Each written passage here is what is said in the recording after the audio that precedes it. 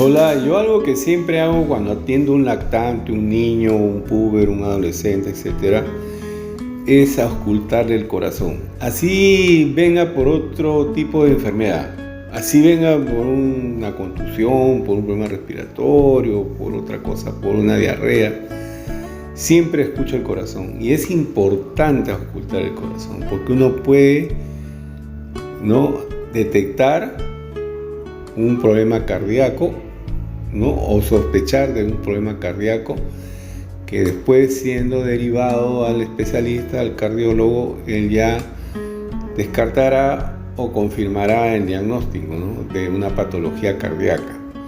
Pero siempre es importante que tu médico, cuando tú lleves a tus hijos, a tus nietos, etcétera, tu médico escuche el corazón, porque eso puede evitar una muerte súbita en el futuro. Un abrazo.